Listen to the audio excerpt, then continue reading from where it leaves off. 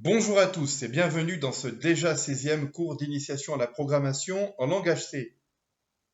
Vous avez vu le titre de la vidéo, il y a probablement 2 ou 3 thèmes qui sont annoncés dans le titre et peut-être même qu'on va voir 4 choses différentes aujourd'hui. Peut-être avez-vous cliqué sur cette vidéo parce qu'il y a un seul des thèmes annoncés qui vous intéresse. Dans ce cas, je vous conseille quand même d'écouter la vidéo en entier. Vous aurez sans doute l'impression de perdre du temps, mais ça ne sera qu'une impression. Regardez, je vais écrire ça. Int n égale 1. Voilà. Et puis, je vais écrire la chose suivante. Si n est égal à 1, alors afficher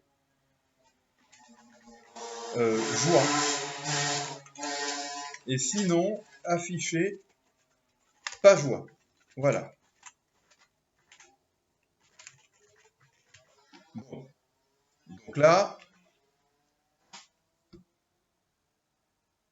joie, pas de surprise, si ce n'est que ça a été étrangement long à exécuter pour une raison qui m'échappe. Bon. Maintenant,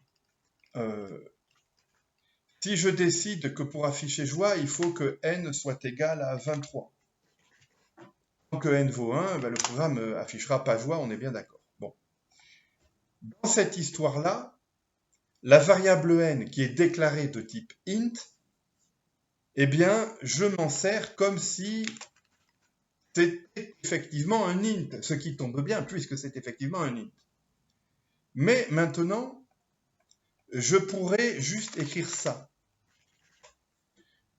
Je ne demande plus est-ce que n est égal à quelque chose, ni est-ce que n est différent de quelque chose, ou supérieur à quelque chose, ou je sais pas quoi. Je demande juste est-ce que n. C'est bizarre ça. En fait, une autre manière de formuler la question, c'est pas de demander est-ce que n, c'est de demander est-ce que n est vrai. Alors, vous me direz que n, on l'a pas déclaré comme un booléen, mais comme un int. Donc, ça n'a pas de sens, sans doute, à nos yeux, de demander si n est vrai. Mais cela dit, on va exécuter le programme quand même et on va voir ce qu'il répond. Il répond joie. Donc, on dirait que n est vrai. Si je donne une autre valeur à n, par exemple 12, est-ce qu'on affiche toujours joie? Ben oui, d'accord. Mettons une valeur négative, strictement négative. Joie, bon, peut-être que toutes les valeurs possibles pour un int sont considérées comme vraies. Alors non, en fait, si je mets 0 dans n, là, je vais voir s'afficher joie. Il faut savoir une chose, c'est qu'en langage C, une valeur de type entier, que ce soit un int ou un autre type d'entier, une valeur entière en C, eh bien, on peut l'interroger comme on interrogerait un booléen.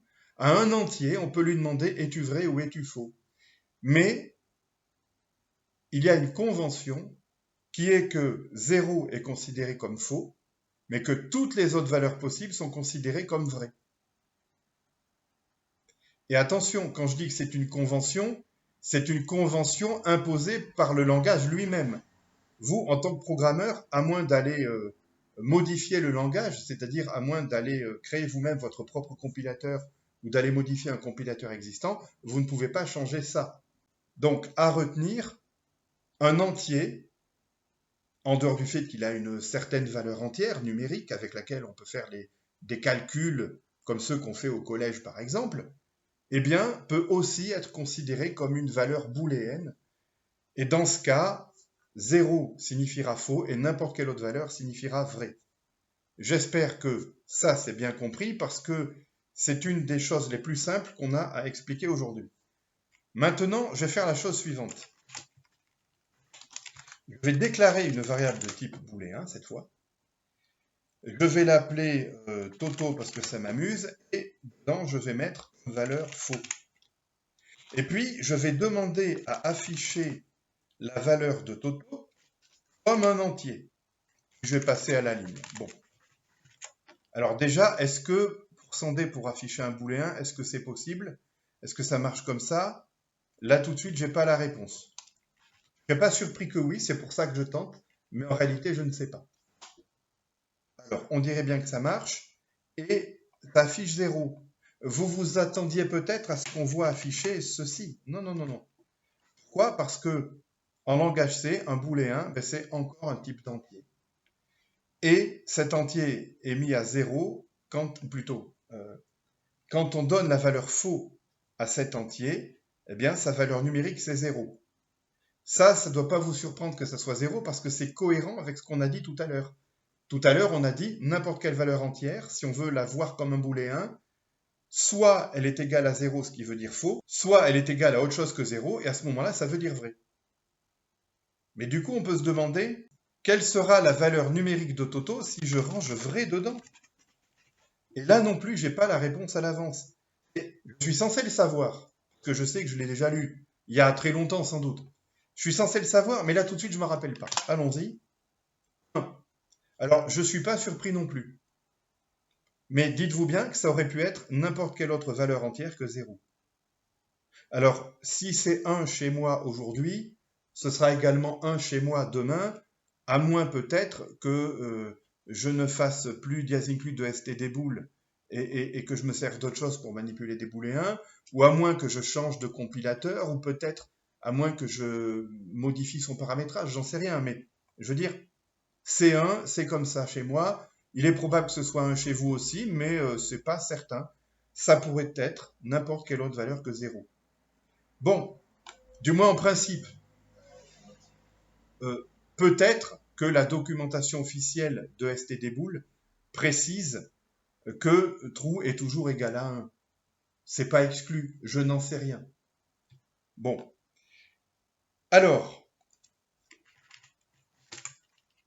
maintenant qu'on a expliqué ça, il faut savoir autre chose. L'expression booléenne la plus simple, c'est ça ou ça. Bon, évidemment, on va pas loin avec ça. Si j'écris ça,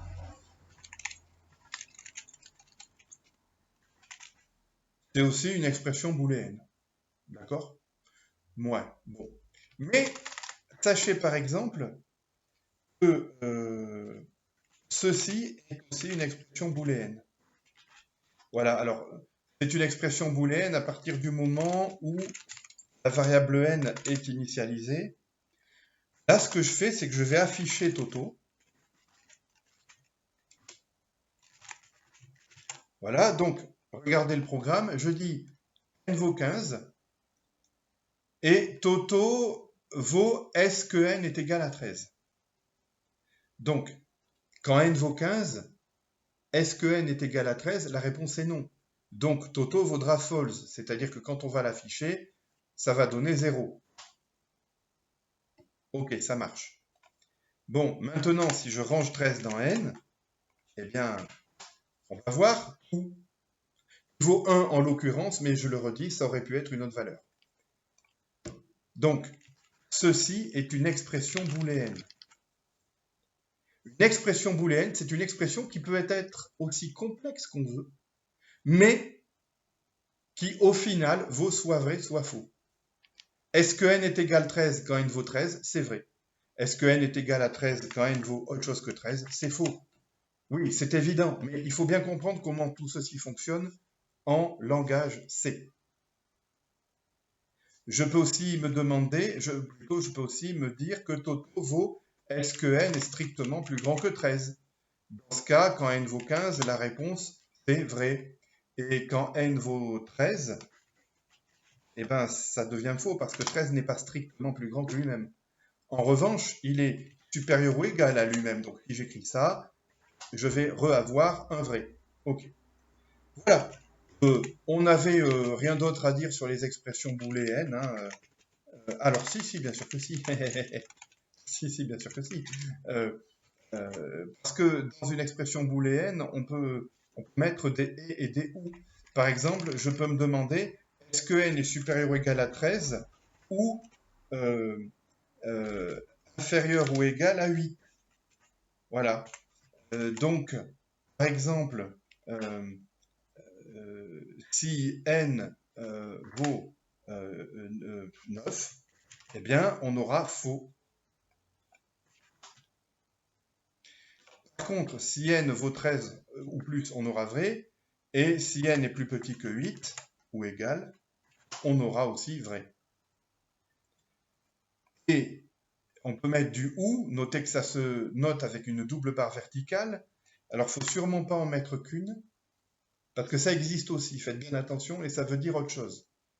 Alors, en plus, c'est aussi un ou, mais c'est pas du tout le même ou. Alors, là, voilà, on parle d'expression booléenne, on parle du ou logique, et le ou logique, c'est double barre. Bon.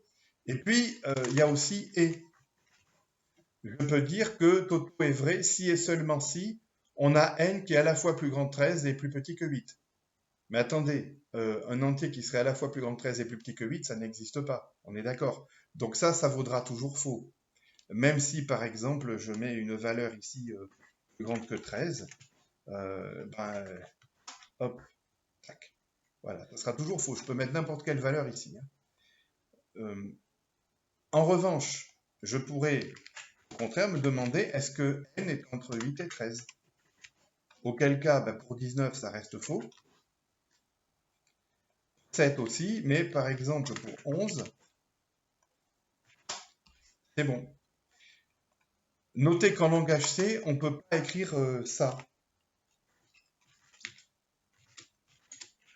On ne peut pas écrire ça de cette façon-là. En Python, on pourrait. Il y a peut-être d'autres langages que Python en lesquels on pourrait, mais en C, on est obligé de séparer ça en deux morceaux. Pour dire est-ce que n est compris entre 8 et 13, je demande est-ce que n est plus grand que 8 et en même temps plus petit que 13. Et le et se note avec un double esperluette. Et oui, vous vous en doutez, il y a aussi ça qui existe. C'est pas le même et, c'est aussi un et, mais c'est pas le même. Confondez pas tout. Pour l'instant, on ne s'occupe que des double et des double ou. Je ne sais pas dans combien de temps on commencera à avoir besoin des simples et des simples ou. Vous allez voir, c'est super intéressant. Mais c'est pas encore. Et non, je ne sous-entends pas que ce qu'on fait aujourd'hui n'est pas intéressant. Parce que si. Il y a au moins une chose hyper intéressante qu'on va faire aujourd'hui, mais vers la fin. Et oui, beaucoup de prérequis à aborder avant de faire le plus intéressant de ce qu'on a à faire aujourd'hui, c'est normal. Bref, vous notez l'usage des parenthèses. Au passage. Allez. Maintenant, on va parler des si, plutôt des si alors et des si alors sinon. On l'a déjà fait. On va en dire un petit peu plus quand même aujourd'hui. Donc, en langage C, si quelque chose, le quelque chose est entre parenthèses. Et le quelque chose qui est entre parenthèses, c'est une expression booléenne. Donc, par exemple,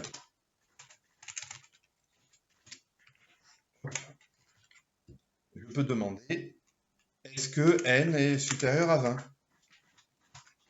Et si c'est le cas, je vais afficher joint. Donc là, il ne va rien s'afficher du tout.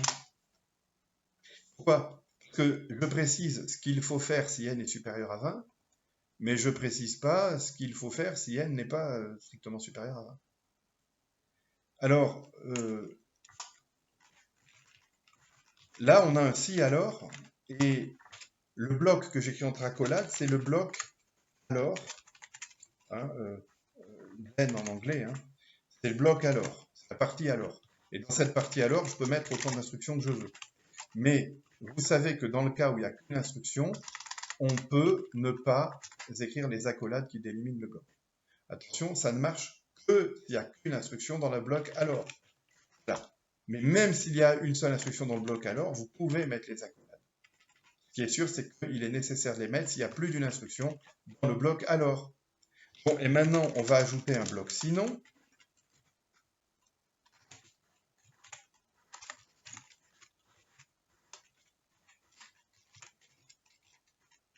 Hop.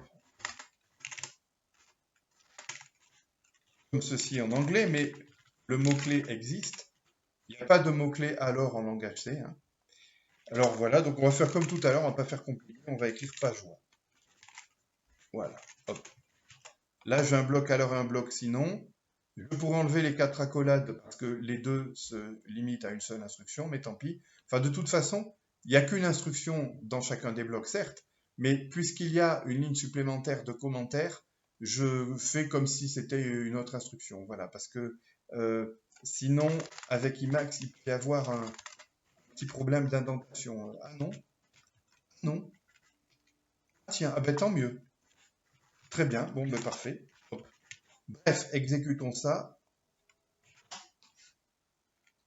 Pas joie, effectivement, n n'est pas strictement supérieur à 20. Alors, je vais revenir maintenant sur la notion d'instruction en langage C. On sait déjà que ce qu'on appelle une instruction en langage C, ce n'est pas la même chose qu'une instruction en langage machine. Dans notre vidéo numéro 10, je crois bien, qui parlait de la compilation, on a montré à quoi ça pouvait ressembler une instruction en langage machine, ou plutôt en assembleur, et on a dit qu'une seule instruction en C, ça se traduisait en général, peut-être même toujours, par plusieurs instructions en assembleur. Mais sachez qu'il est difficile de définir ce qu'est une instruction en langage C, au point que ce n'est pas forcément un mot que les programmeurs C emploient souvent, instruction. Et c'est parce que c'est difficile à définir qu'on ne s'est pas du tout embarrassé à expliquer ce que c'était dès le premier cours. Dès le premier cours, on a dit c'est pas simple de dire ce qu'est une instruction en langage C. Sachez par exemple qu'en langage C, ceci est une instruction. Elle tient sur une ligne et elle se termine par un point-virgule. Bon, en principe, il est possible de la casser comme ça sur deux lignes, mais ça pose zéro problème. C'est-à-dire que comme ça, c'est clairement moins lisible pour nous, donc je ne vois pas pour quelle raison on s'amuserait à écrire ça comme ça. Mais le langage C, enfin le compilateur plutôt, mais d'après la définition même du langage C, le compilateur considère que c'est ça qui marque la fin de l'instruction. Donc, on peut écrire notre instruction qui tenait sur une ligne, on peut l'écrire sur autant de lignes qu'on veut, on peut même sauter des lignes. Hein. À partir du moment où le compilateur ne voit pas le point-virgule, il considère que l'instruction n'est pas terminée. Bon. Là où ça devient compliqué d'expliquer ce qu'est une instruction en langage C, c'est que, regardez, ça c'est une instruction. Ça, c'en est une autre.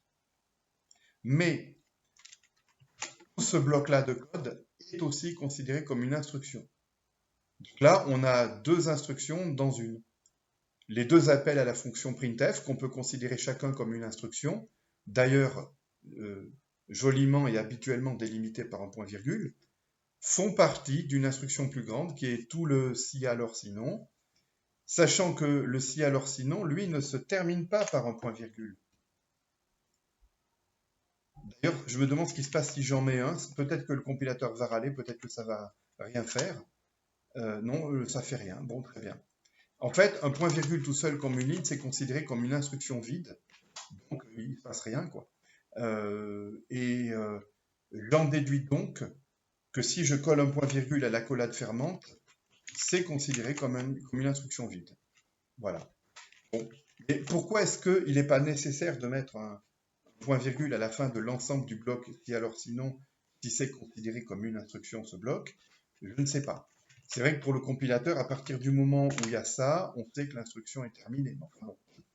Bref, on va parler du sujet suivant, les énumes.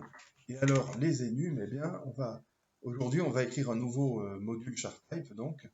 Et là, pour l'instant, je vais mettre quelque chose dans le point H. Regardez ce que je vais écrire. Je vais définir un nouveau type. Ce nouveau type, je vais l'appeler, pourquoi pas chartype, on ne va pas faire compliqué. Voilà. Oh. Et alors, ce type, ça pourrait être une struct quelque chose, une struct avec autant de champs qu'on veut, voilà, et puis le type s'appellerait chartype. Bon. Eh ben, non, ça ne va pas être une struct, ça va être une énume. Alors, autant struct, c'est le début du mot structure, autant énume, c'est le début du mot énumération, je pense que vous vous en doutiez. Bon. Alors, on parle aussi de types énumérés, voilà, les énumes en langage C, ça s'appelle des types énumérés. Et je vais dire la chose suivante, je vais dire que je vais créer un nouveau type de données que j'appelle chartype, et je vais donner la liste, je vais énumérer la liste de toutes les valeurs possibles d'une donnée de ce type-là. Alors, par exemple, on va dire qu'il y a un de ces types de données que je vais appeler euh, lettre, lettre mine, pour dire lettre en minuscule. Puis, autre, je vais dire lettre majuscule. Voilà.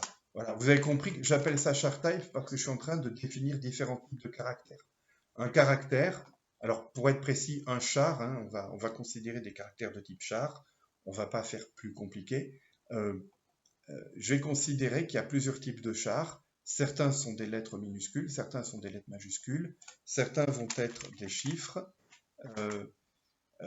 certains peuvent être encore de la ponctuation, je vais appeler ça ponctu, certains peuvent être des symboles mathématiques, hein.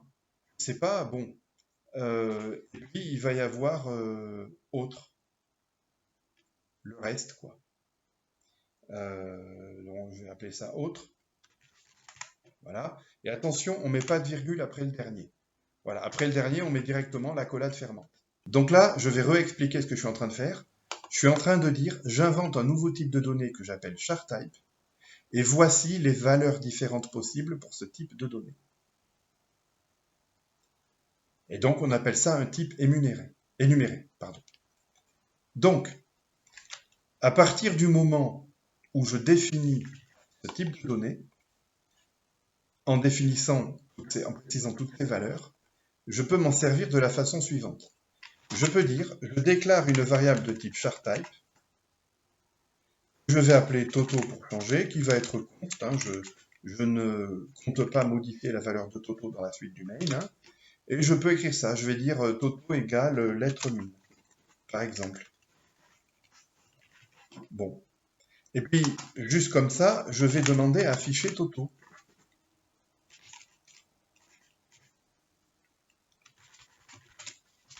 Comme un entier. Que j'ai le pressentiment que, en gros, tout est entier d'une façon ou d'une autre. Obligé, puisque, in fine, tout est juste une succession de 0 et de 1. Hein, donc, voilà, allons-y. Qu'est-ce qu'on va obtenir comme affiché?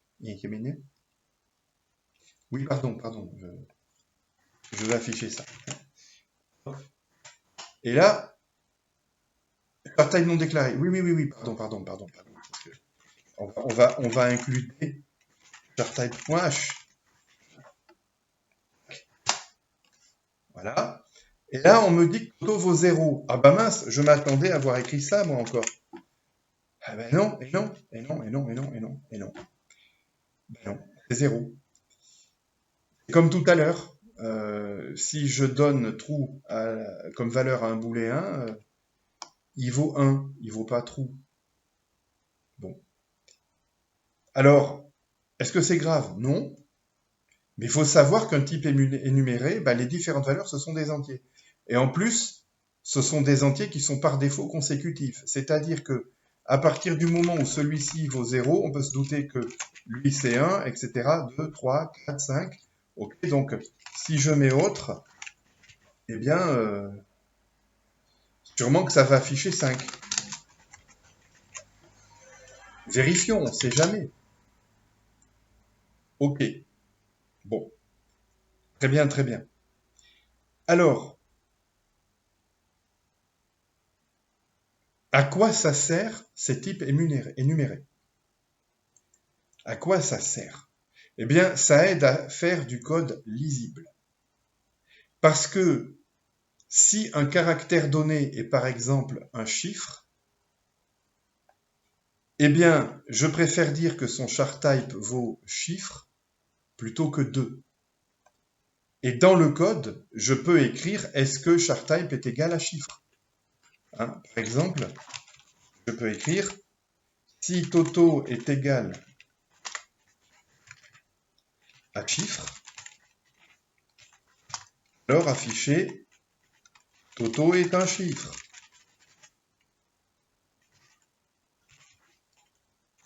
Et sinon, Toto n'est pas un chiffre.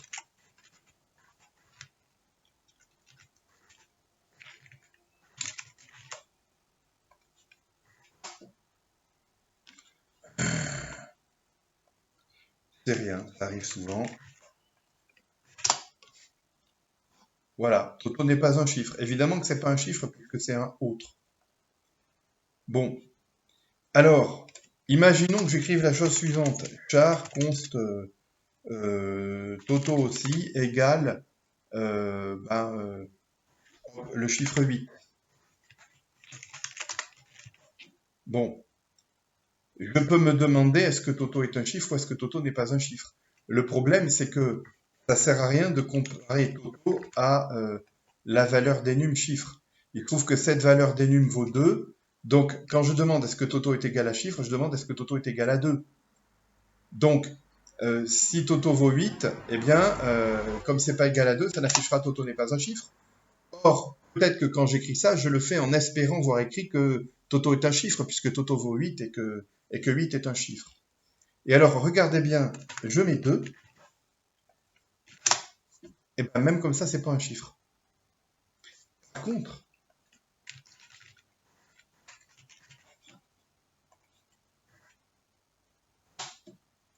là, ça affiche Toto est un chiffre. Parce qu'il ne faut pas confondre le char de valeur 2, c'est-à-dire un octet qui vaut 2, ça s'écrit 1-0 en binaire, hein, et le caractère chiffre 2, qui est sûrement le caractère numéro 50. Je vais vérifier ça. Hop. Je vais écrire affiche comme un caractère à l'entier 50. Tac. Voilà, effectivement, le caractère qui a pour code 50, c'est le chiffre 2. Et alors, ici, j'ai oublié anti/n. Voilà, ce sera plus lisible comme ça. Voilà, donc, vous voyez qu'il ne faut pas confondre un char et un char type. Voilà. Si je mets un chiffre ici, et que pour savoir si mon chiffre est bien un chiffre, je fais ce test, ça ne pourra pas marcher. Même si ça pourrait parfois éventuellement donner la bonne réponse selon les valeurs qu'il y a là. Alors, comment je fais pour savoir si un caractère donné est un chiffre? Eh bien, il suffit de faire ça. Est-ce que mon caractère est supérieur ou égal au caractère 0 et en même temps inférieur ou égal au caractère 9? Voilà. Dans ce cas, Toto est un chiffre et sinon Toto n'est pas un chiffre. Voyons ça. Toto est un chiffre. Youpi. Et si au lieu de 8, je mets un Z, bah, c'est pas un chiffre. Si au lieu de Z, je mets 8, mais pas le caractère 8, mais plutôt l'octet 8, ben, c'est pas un chiffre, etc., etc. Bon. Donc, faites bien attention. Ce n'est pas parce que je définis un type que j'appelle type de char et que je donne ces valeurs-là possibles à un type, à ce type, ce n'est pas pour ça que je peux ce n'est pas pour ça que je peux déterminer de quel type donné est un char donné parmi ces types-là. Parce que pour le langage C, ces trucs-là, ça ne veut rien dire. Là, je pense que vous vous dites, mais alors, bon sang, à quoi ça sert de définir ce type enum-là? Bon, on va répondre à ça aujourd'hui, hein, on va répondre à ça aujourd'hui. Mais, comment dire, on a une dernière chose à dire sur les enums avant. Regardez, je vais... ce que je vais faire, c'est que je vais écrire ça, char type Toto égale la plus petite valeur possible, lettre min, enfin le premier. Et ensuite, tant que Toto est inférieur ou égal à autre, printf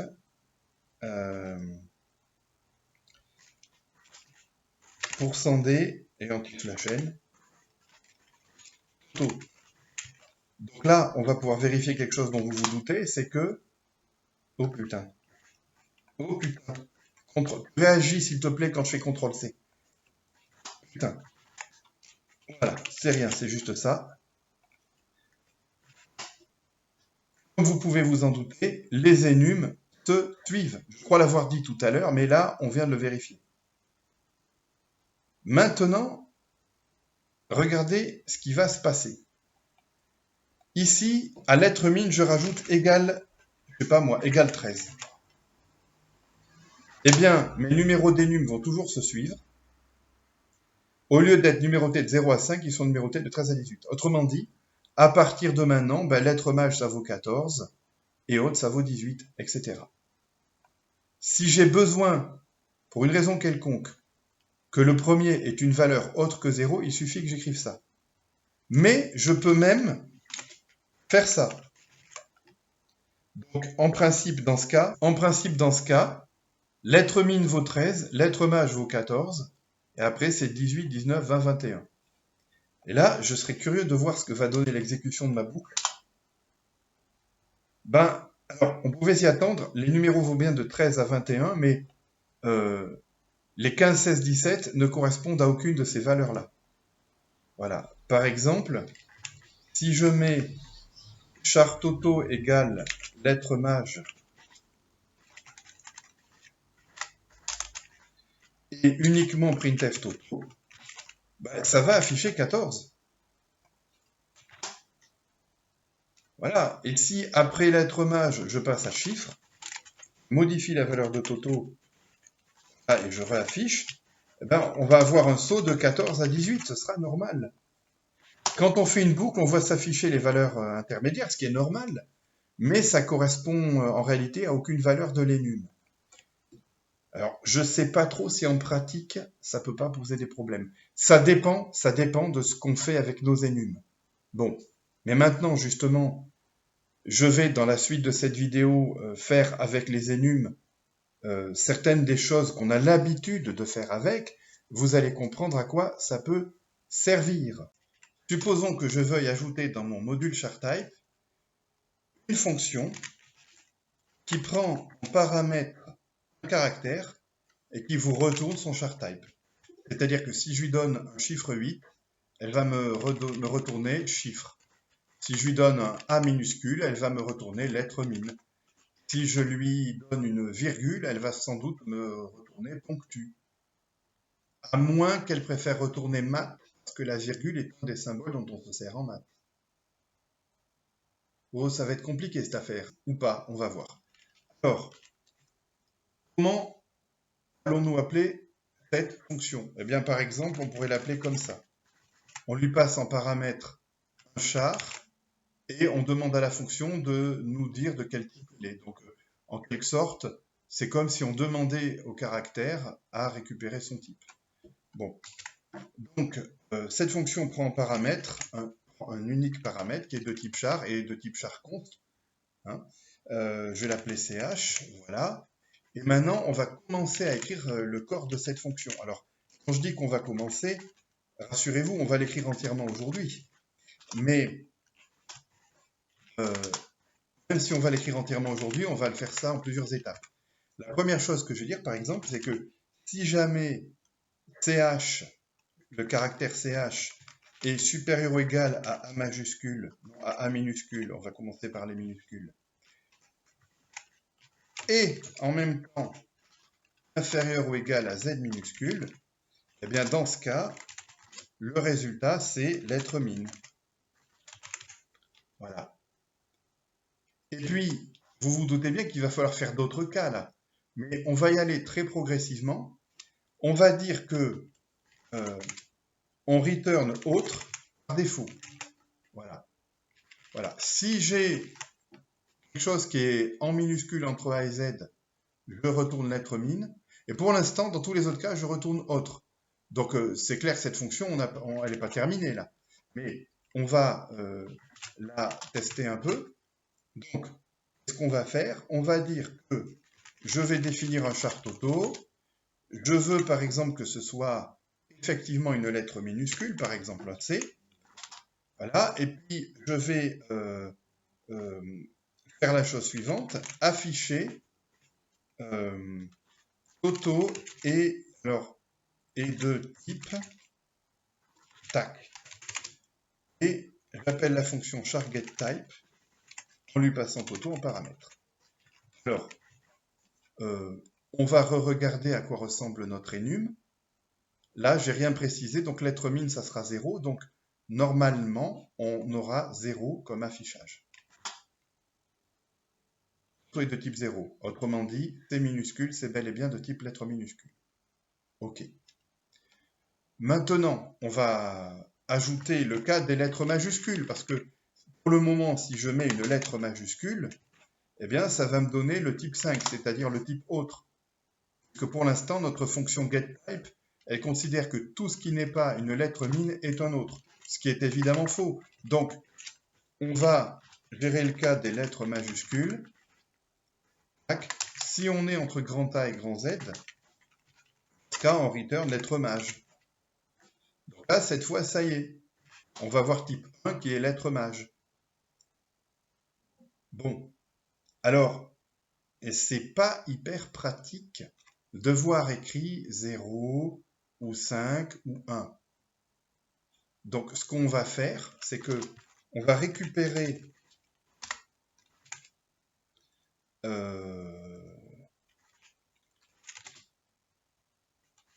une variable que j'ai appelée type le char type de Toto. Voilà. Et puis, ce que je vais afficher, ça va être une chaîne de caractères Toto et de type. Je vais afficher ça entre simple quote, %s. Et la chaîne de caractères, ça va être, je sais pas, on va avoir une autre fonction pour ça.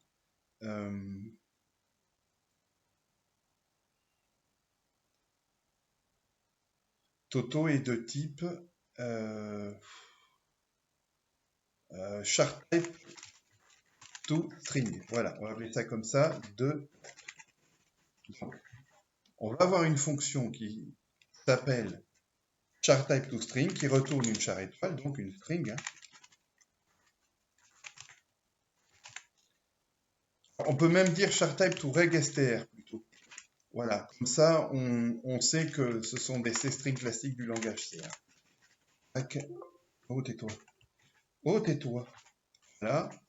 Donc, cette fonction, elle prend en paramètre un charType. Et là, j'ai envie de dire la chose suivante. Si type est égal à lettre min, alors return, je sais pas, je vais écrire la chaîne lettre minuscule. Voilà, autant écrire ça en toutes lettres. Si type est égal à lettre maj,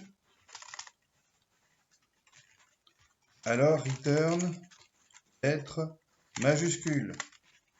Alors notez que je pourrais mettre dans les chaînes de caractères exactement les mêmes expressions que là.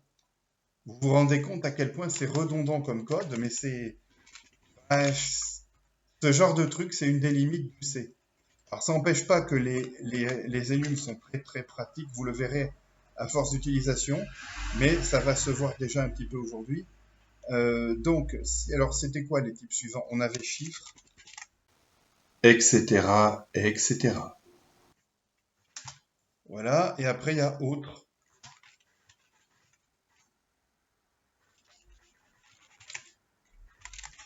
C'est pas... Ok, alors allons-y.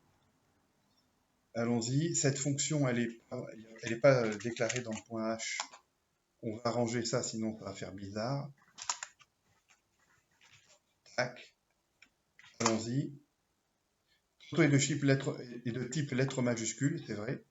Maintenant, j'ai envie de mettre un chiffre, et encore une fois, ben, ce sera autre. Pourquoi? Parce que notre fonction targetType, eh ben, pour l'instant, elle est loin d'être terminée. Donc, allons-y, on va dire si ch est supérieur ou égal à 0 et ch inférieur ou égal à 9. Alors, dans ce cas, c'est return chiffre. Bon, et là, après, ça va se compliquer parce que, par exemple, les symboles de ponctuation, ça va être compliqué de tous les énumérer.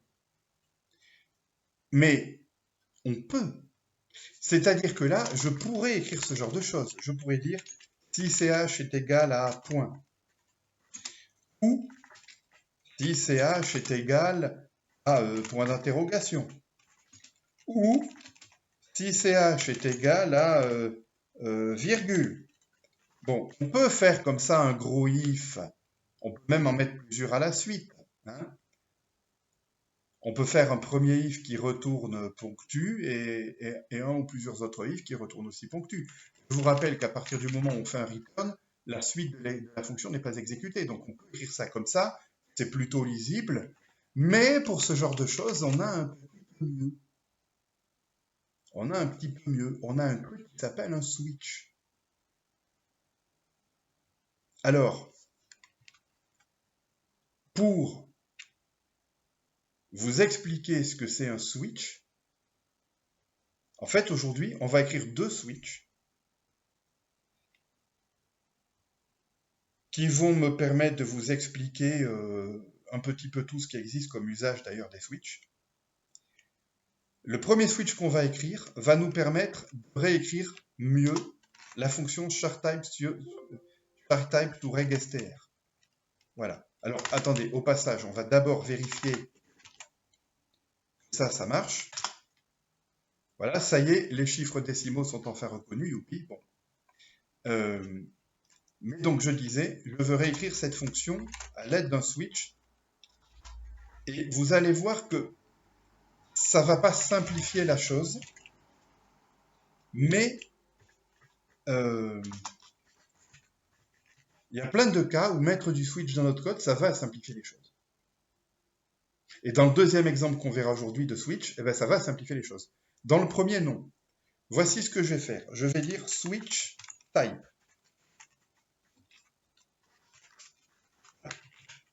Je peux mettre switch et puis ici, un nom de variable. La condition pour pouvoir faire un switch sur une variable, c'est que la variable soit de type entier. Mais entier au sens large du terme. Alors non, il ne faut pas que ce soit un big int. Mais je veux dire, c'est que, on l'a déjà vu, tous les types énumérés en réalité sont des entiers. Donc, je dis voilà. Dans le cas où la valeur de type est lettre min, je vais faire quelque chose. Puis stop. Dans le cas où c'est lettre max, je vais faire quelque chose. Puis stop. Etc. Alors, par exemple, je vais déclarer une variable chaîne de caractères. Je ne sais pas comment l'appeler. Je l'initialise à nul au début, histoire qu'elle n'ait pas une valeur indéterminée. D'accord? Alors, si elle est initialisée à nul, bon, nul, c'est pas en soi une valeur intéressante, hein, mais au moins comme ça, c'est pas indéterminé. Bon. Et donc, dans le cas où la valeur de type est lettre min, je vais écrire que str reçoit lettre minuscule. Dans le cas où c'est lettre max, je vais dire que str reçoit lettre majuscule. Et puis, eh bien, il y a 4 autres cas à gérer qu'on ajoutera tout à l'heure, mais déjà ces deux cas. Et à la fin, une fois que le switch a fini de s'exécuter, je fais return str. Cette fonction, en tout cas, une fois qu'elle sera complétée parce qu'on aura pris en compte les cas, cette fonction, disais-je, elle retournera la bonne chaîne de caractères et ce bloc de code pourra continuer à s'exécuter normalement. Alors, vous notez qu'au final, c'est pas plus court de l'écrire comme ça que d'écrire cette série de if. Et c'est pas plus lisible. Quoique peut-être que si, ça peut se discuter. Peut-être que c'est plus lisible comme ça. Mais vous remarquez qu'on ne gagne pas énormément de place non plus, en tout cas pas dans cet exemple-ci. Mais là, j'ai envie de voir si le code compile. Alors, en principe, On va peut-être avoir une surprise en testant, mais en principe, ça ne devrait pas compiler. Et je vais vous expliquer pourquoi. Voilà. Ah oui, alors c'est pas lettre max, pardon, c'est lettre maj. Oui, je pensais min et max, minimum et maximum. Non, non, c'est pas minimum et maximum, c'est minuscule et majuscule. Donc, je maintiens que là, ça va toujours pas compiler et on va expliquer pourquoi. Regardez le message d'erreur. On nous dit voilà, on a une énumération, une valeur d'énumération, une valeur d'énum chiffre qui n'est pas gérée, qui n'est pas prise en compte par le switch. Regardez bien, on a défini le type énuméré charType comme étant ces 6 valeurs. N'importe quelle valeur de type charType, c'est une de ces 6 valeurs. Or, quand on fait un switch sur un charType, non, pardon, quand on fait un switch sur un type enum, d'une façon générale, là en l'occurrence c'est le cas puisque charType est de type enum, est un enum, quand on fait un switch sur un enum, le compilateur vérifie que dans les cases on a traité tous les cas. Et s'il manque des cas, il nous dit lesquels. Donc, un des intérêts de se servir de switch plutôt que de if dans le cas où la valeur ici est un enum, c'est que ça permet au compilateur de vérifier qu'on n'a oublié aucun cas et de nous prévenir si on en a oublié. Bon, du coup, allons-y. Non, le troisième cas, c'est chiffre, etc., etc.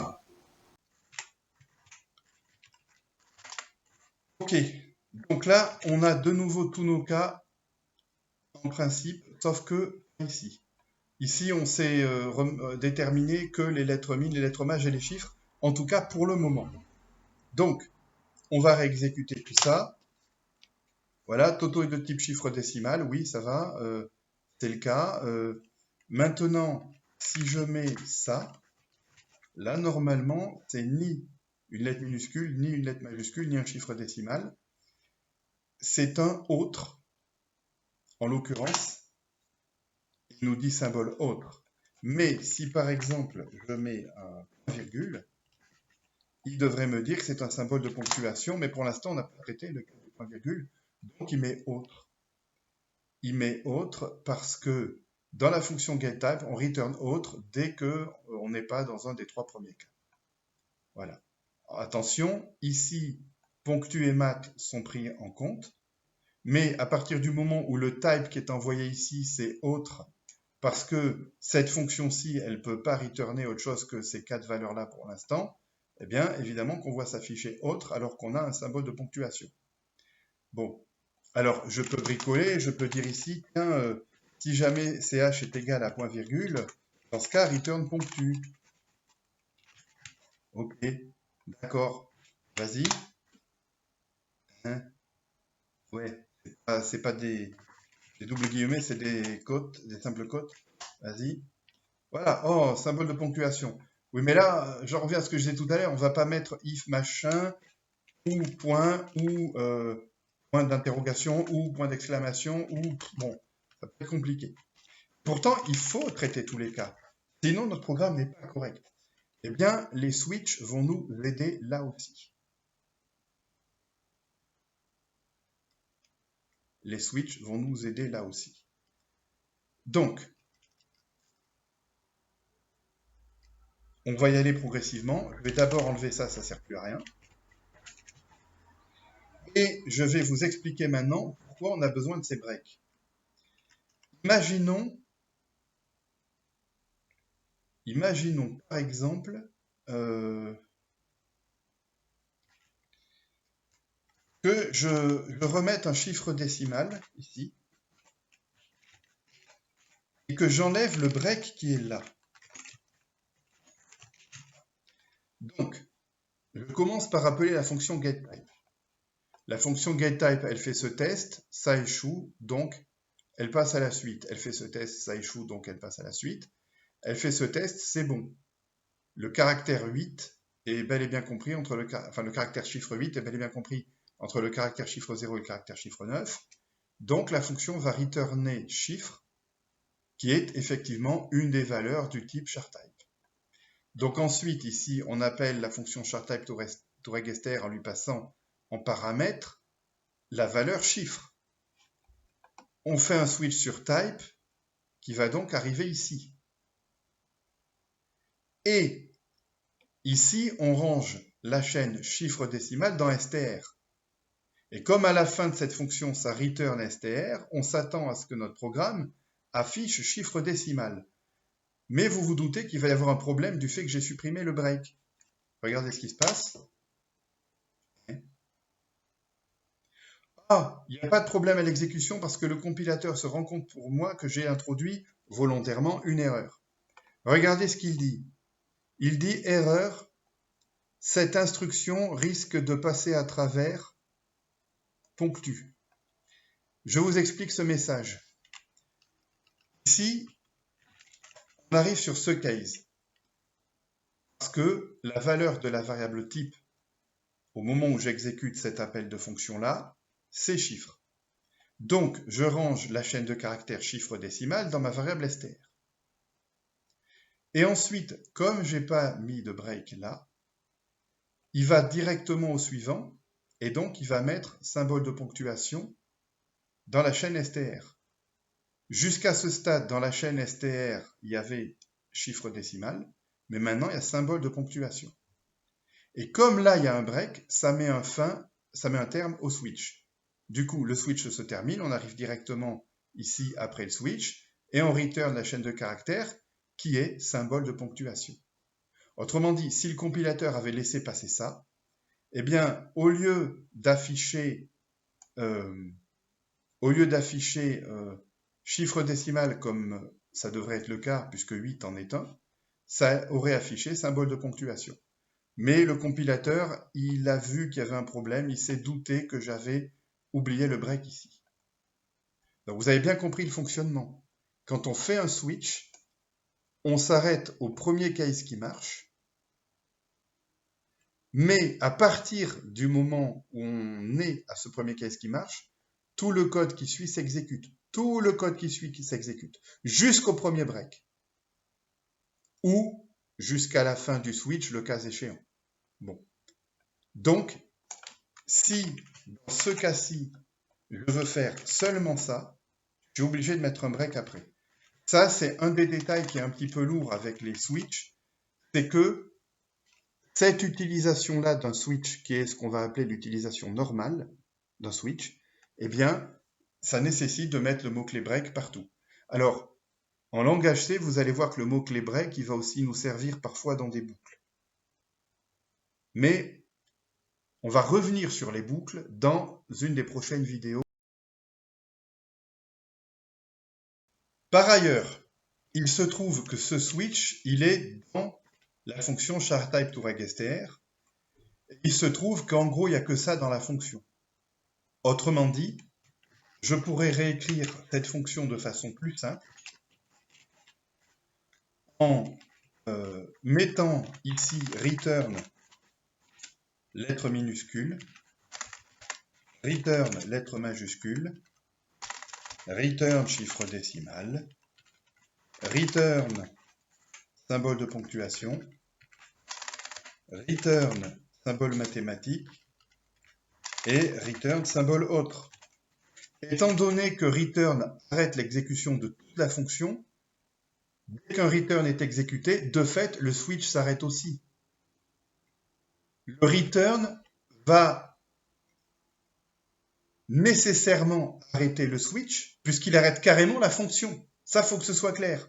Donc, si j'écris cette fonction de cette manière-là, je peux enlever les breaks, ils ne servent plus à rien, puisque avant le break, à chaque fois, il y a un return dont l'effet est plus fort. Le break sort juste du switch, le return sort de la fonction. Vérifions que ça marche. Ça ne marche pas. Quel est le problème? Quel est le problème là? Vous le voyez sûrement, moi je ne le vois pas. Ah oui, oui, oui. Ah oui, c'est que là, il faut mettre return quelque chose. Ah oui, ça aussi. Et oui, parce que le compilateur ne se rend pas compte que dans tous les cases de mon switch, il y a un return. Donc, il ne se rend pas compte que la fonction va faire return dans tous les cas. Donc, il faut qu'ici, je mette return. Et puisque je suis censé returner un char étoile, je suis obligé de returner une valeur valide de char étoile. Sachant qu'en pratique, ce return ne sera jamais exécuté, alors on ne va pas s'embêter, on va faire ça. Voilà. OK. Toto est de type chiffre décimal, oui. Maintenant, on va y revenir. Je mets un symbole de ponctuation. Eh bien, ça va donner autre, parce que, pour l'instant, dans cette fonction-ci, on n'a pas traité les symboles de ponctuation. Alors, comment on va traiter ça? Eh bien, on va faire un switch. On va faire un switch sur le caractère CH. Alors, si un de ces trois if a eu une condition vraie et a donc entraîné un return, le switch n'est pas exécuté. C'est tout à fait ça que je veux. On va d'abord filtrer ces trois premiers cas, et quand aucun de ces trois premiers cas ne s'est produit, on fait un gros switch sur CH pour tester d'autres valeurs. Alors par exemple, je vais décider que si j'ai un point, si j'ai un point virgule, si j'ai une virgule, non, si, voilà, si j'ai un point d'interrogation, si j'ai un point d'exclamation, si j'ai, je ne vous cache pas que j'en ai déjà marre, qu'est-ce qu'il y a d'autre comme signe de ponctuation? À la limite, je pourrais mettre le tiret, mais c'est aussi un moins en maths. On mettra ça dans les symboles mathématiques. Si j'ai un... Alors, les points de suspension, c'est 3 caractères, c'est 3 fois un point. Donc,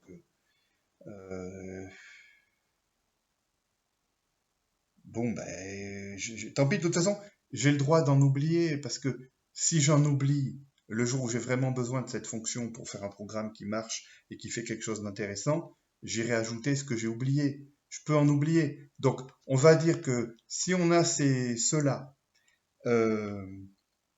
ou des parenthèses, ou des accolades, ou des crochets. Mais parenthèses, accolades, crochets, on va mettre ça dans les symboles mathématiques.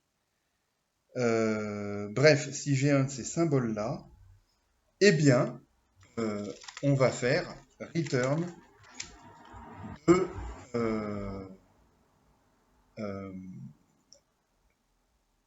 ponctu. Voilà. OK. Et là, regardez, je n'ai pas traité tous les cas. Je ne vais pas traiter tous les cas. C'est-à-dire que les valeurs possibles pour la variable CH, il y en a 256, parce que c'est un char. Hein, et là, j'en traite 5. Donc, on pourrait s'attendre à ce que le compilateur râle en donnant la liste des 251 valeurs possibles qu'on n'a pas traitées. Eh bien non, rassurez-vous, ce ne sera pas le cas. Hop. Voilà, donc là, on a bien Toto est de type symbole de ponctuation. Pourquoi? Parce que Toto est un point-virgule. Quand on appelle getCharType de point-virgule, on se retrouve ni là, ni là, ni là, mais dans ce cas-là du switch. Et dans ce cas-là du switch, comme dans celui qui précède ou comme dans les trois qui suivent, on return ponctu. Et là, on met surtout pas de break. Hein. Ah, on met surtout pas de break. Parce que si là, je mets un break ici, ben, le cas point-virgule va rien faire. Il ne va pas faire retourne ponctu. Du coup, le switch va s'arrêter là et ça va donner autre. Hop. Là, vous comprenez l'intérêt de cette histoire de break. C'est un peu contraignant, mais pour certains types de traitements, on ne veut pas de break. Voilà. Là, c'est pas une bonne idée d'en mettre un. Et en plus, en règle générale, le compilateur ne nous embête pas avec les cas de switch qu'on ne traite pas. Sauf, voilà, dans le cas où on fait un switch sur un enum.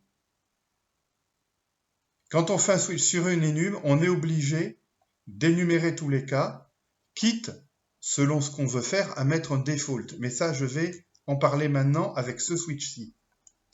Imaginons que je décide que ces 5 cas-là doivent être considérés comme des ponctus et que tous les autres symboles possibles, en dehors de ceux qui auraient déjà été traités là, doivent être considérés comme des autres. Eh bien, dans ce cas, je vais mettre default, return, autre. Voilà. À partir de ce moment-là, le switch se lit de la façon suivante. Si on est dans un de ces cinq cas-là, on retourne ponctu, sinon on retourne autre. Et comme c'est bien un return, l'exécution de la fonction s'arrête là. Et donc, en principe, le return autre qui est ici ne sert plus à rien. Mais pour la même raison que ici tout à l'heure, il est possible et même probable que le compilateur ne le comprenne pas et râle. Oui. Alors, avec un point virgule, c'est mieux. Je disais, il y a des chances qu'il râle. Non. Alors là, c'est intéressant. C'est intéressant. Alors, oui, je suis bête. J'imagine que quand il y a un default, il peut détecter que de toute façon, il y a un return qui sera exécuté et donc il ne nous oblige pas à en mettre un en fin de fonction. Cela dit, si vous voulez nous y obliger, on pourrait faire ça.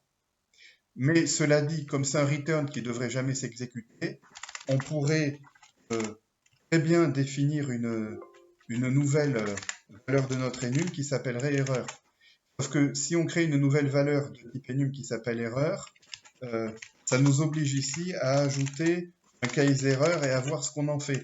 Bon, bref, peu importe. En tout cas, ce que je sais, c'est qu'ici, il fallait returner... attendez. Non, alors, ici, on pourrait returner une nouvelle valeur de l'enum qui s'appellerait erreur, mais on ne va pas le faire. Par contre, ici, oui, ici, il ne faut pas que je return erreur, parce que ici, ma valeur de retour, ce n'est pas un char type, mais un char étoile.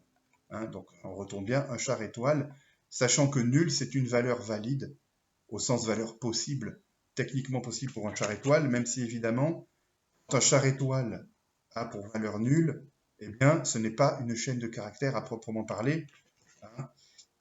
Bon, alors, est-ce que ça s'exécute? Oui, bon. Alors, on va ajouter le cas des symboles mathématiques. Donc, on va mettre plus, plus, etc., etc. Et pendant cette petite coupure, on ajoute dans la catégorie ponctu le caractère d'espacement. Ok, donc pour tester, on va ici mettre un symbole mathématique, donc par exemple une accolade fermante. Est-ce qu'il écrit symbole mathématique? Oui, on a gagné. Bon, alors, on va terminer cette vidéo en expliquant une toute dernière chose sur les enums. Imaginons que dans un gros programme, j'ai besoin de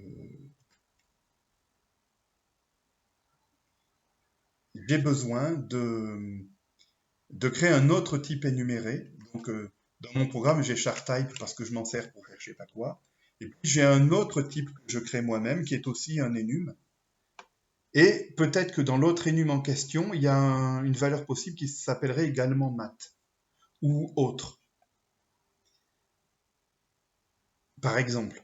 Dans ce cas, le compilateur va dire non, vous ne pouvez pas avoir deux valeurs de type enum qui s'appellent toutes les deux maths ou toutes les deux autres. Donc, ce qu'on fait souvent dans ces cas-là, c'est que les noms qu'on a envie de donner aux valeurs, on va leur ajouter un préfixe. Donc là, par exemple, le préfixe, ça peut être charType. C'est un peu long. Alors, on peut faire une abréviation, par exemple CTP pour charType. Ah, et puis il me semble aussi qu'on a un peu l'habitude de les mettre en lettres majuscules. Je ne sais pas, si vous programmez en C, vous me dites ce que vous en pensez de ça. Ok.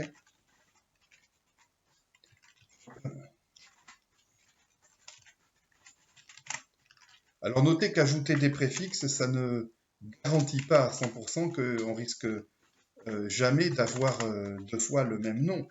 Mais dans ce cas, bon, ben, on fait en sorte qu'il n'y ait pas deux fois le même préfixe au sein d'un même projet, par exemple. On peut toujours s'arranger pour faire ça. Alors attendez, je vais ajouter le préfixe CTP partout. Voilà, dans un premier temps. Puis dans un deuxième temps, je vais mettre mes majuscules.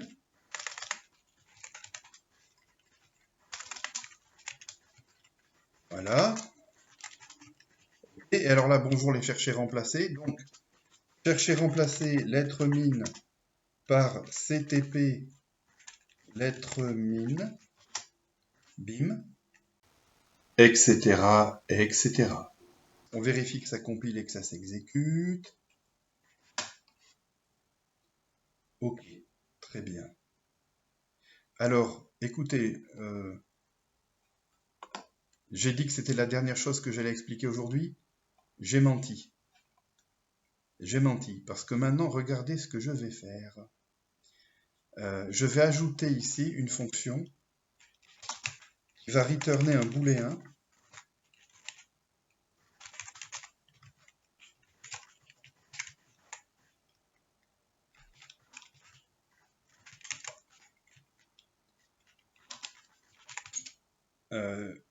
cette fonction va prendre comme paramètre un char et elle va vous renvoyer vrai si et seulement si le char en question est un caractère ordinaire.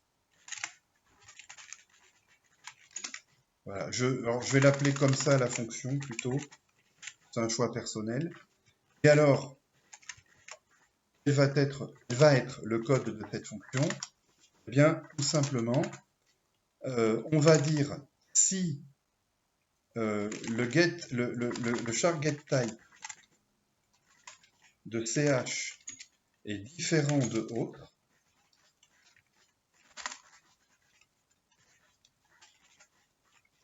alors return vrai, sinon return faux.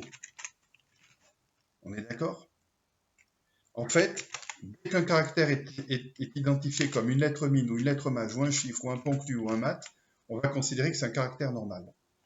Autre, à peu de choses près, ça va être des caractères non imprimables ou des symboles vraiment bizarres, dont la liste diminuera au fur et à mesure qu'on en ajoutera là-dedans, que j'ai oublié pour le moment. Et alors, cette fonction, en fait, au lieu d'écrire le if, enfin, au lieu d'écrire ça, je peux écrire ça.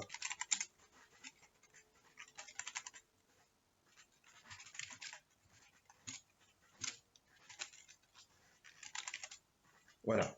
En une seule ligne. Ce return-là, c'est la même chose que ce if-là. En fait, si vous vous rappelez ce qu'on a expliqué au début du cours d'aujourd'hui, c'est facile à comprendre. Il est facile à comprendre que si expression, vous avez entendu, si expression est vraie, alors vrai, sinon, alors faux, ça revient à dire return expression. Puisque expression ici, ça sera toujours évalué et ça vaudra soit vrai, soit faux. Donc, quand on fait return expression dans le cas où c'est une expression booléenne, ça return effectivement vrai ou faux. Donc, à chaque fois que dans une fonction, j'ai envie d'écrire si expression return true, sinon return faux, je peux juste écrire return expression à la place. Donc, au lieu d'écrire tout ça, eh bien, j'écris juste ça. Je répète, c'est quand l'expression est une expression booléenne, c'est-à-dire, encore une fois, quelque chose qui peut s'évaluer soit vrai, soit faux, qu'on peut faire ce genre de raccourci. Donc, est-ce que ça compile? Oui. Alors, si ça compile, c'est parfait, parce que maintenant, je vais m'en servir de ça. Je vais aller dans mon module myregstr.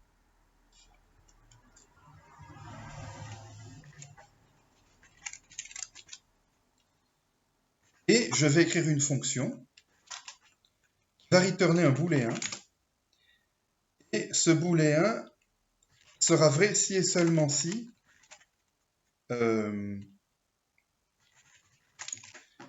notre regstr est une regular regstr, autrement dit une regular str. Regular str, ça veut dire que c'est une C-string, une succession de chars qui se termine par un octet nul. Et une regular str, ce sera qu'en plus elle contient que des regular caractères. Donc on passe en paramètre à cette fonction une chaîne double étoile. Et qu'est-ce qu'on va faire? On va d'abord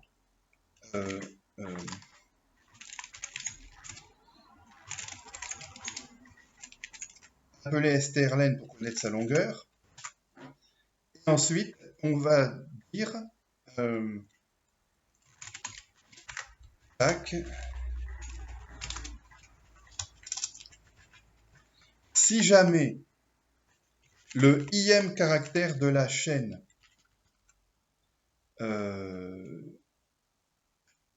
n'est pas régular, alors attendez, comment on va faire ça? Tac. Donc, si c'est un régular char, alors je peux écrire ça dans mon if, d'accord, hein, puisque isRegularChar, ça renvoie un bool. Donc, isRegularChar de str de i, c'est une expression qui vaudra soit vrai, soit faux. Donc, si str de i est un régular char, mais alors ce qui m'intéresse, c'est pas le cas où str de i est un régular char, c'est le cas où str de i, c'est le cas où str de i n'est pas un régular char. Dans ce cas, je vais mettre un point d'exclamation ici. Le point d'exclamation qui est là, c'est la négation logique. Si j'écris ça, je demande est-ce que str de i est un régular char? Et si j'écris ça, je dis est-ce que str de i n'est pas un régular char? Et si str de i n'est pas un régular char, je fais return false. Voilà.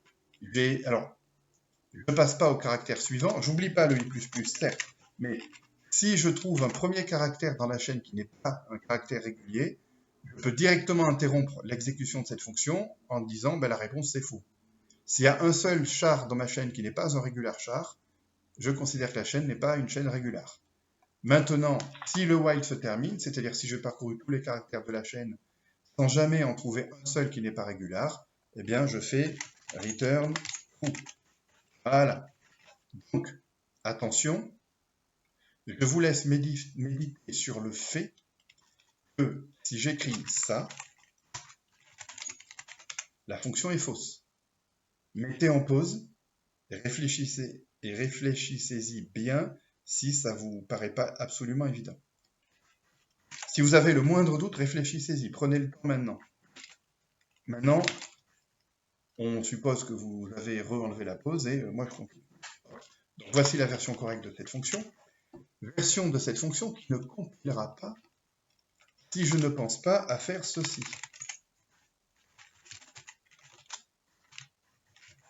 Et oui. Alors, on va voir si on peut tout recompiler et tout réexécuter. Non, pas du tout. Ah oui. Alors, unsigned aussi, hein, voilà. Suis-je bête? Bon, ça compile. Donc maintenant, qu'est-ce que je vais faire? Je vais aller dans hello.c. Je vais prendre ma chaîne Toto. Je vais mettre une chaîne de caractères régulière dedans. Alors, je veux une chaîne de caractères Toto. Chaîne de caractères dedans. Une chaîne de caractères tout à fait ordinaire. Nous sommes le 15 septembre 2025, même si la vidéo a probablement été publiée le 15 juillet 2026. Nous sommes le 15 septembre 2025. J'ai expliqué les expressions booléennes, les if, les switch et les enum. Je ne reviens pas d'avoir vraiment fait tout ça, et même un peu plus finalement avec ce que je suis en train de faire là. Et là, cette chaîne, elle ne devrait pas être considérée comme une expression régulière, parce que il y a ce caractère-là, l'apostrophe, qui passe pas normalement. J'ai oublié de le mettre dans les symboles de ponctuation. Qu'est-ce qu'on va faire? On va avoir un booléen. Bon, je vais mettre ça directement dans un if. Si est une chaîne régulière, la chaîne Toto, alors j'affiche le message parfait, uniquement des caractères connus. Voilà. Et sinon, je vais afficher, attention, il y a au moins un caractère étrange dans cette chaîne. Voilà, donc là, il va y avoir un caractère étrange, l'apostrophe. Allons-y. Oh, purée, c'est pas vrai. Ouais. Isregular regstr. Alors, ici, je fais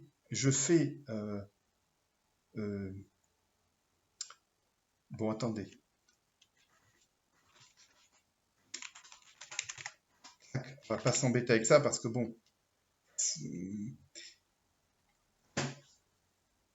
Donc là, il y a beaucoup de fichiers .c qui vont être recompilés, qui n'ont rien à voir avec ce qu'on est en train de faire, c'est pas grave.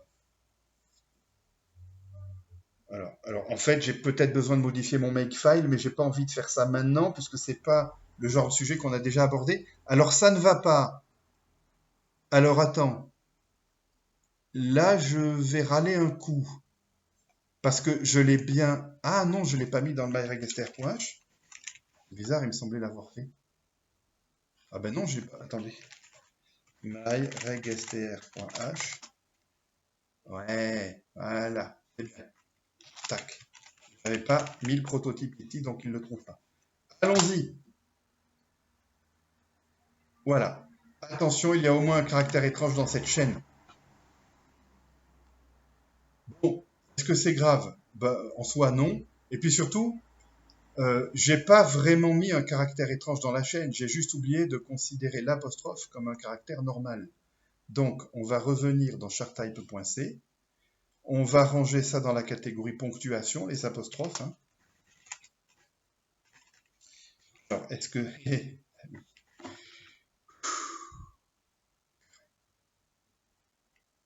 Ah, comment je peux...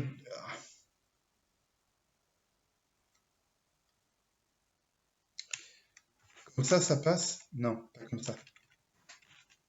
Comme ça, j'espère que ça va aller parce que... Ok, ça marche.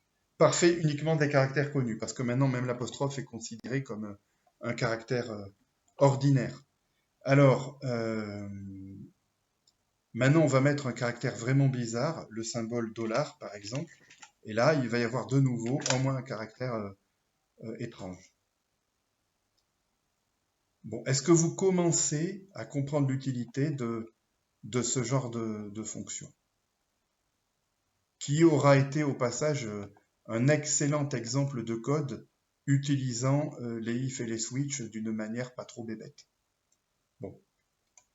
Voilà. Alors, vous êtes loin de vous douter à quel point ce genre de choses-là, appelons ça un filtrage, hein, ça peut être utile en général quand on programme. Là, aujourd'hui, on n'a fait qu'un exemple de ça.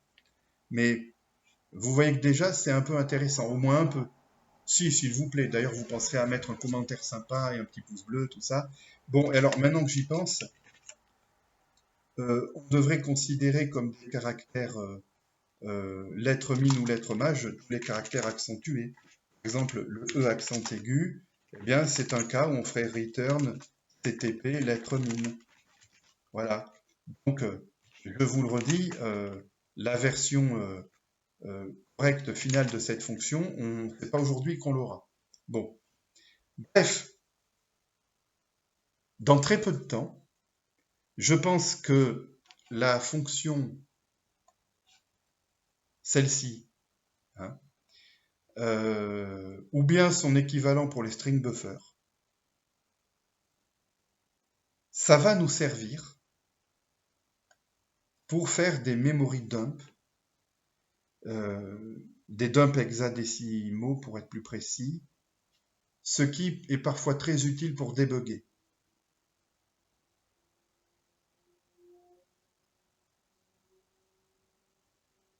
Allez, à bientôt.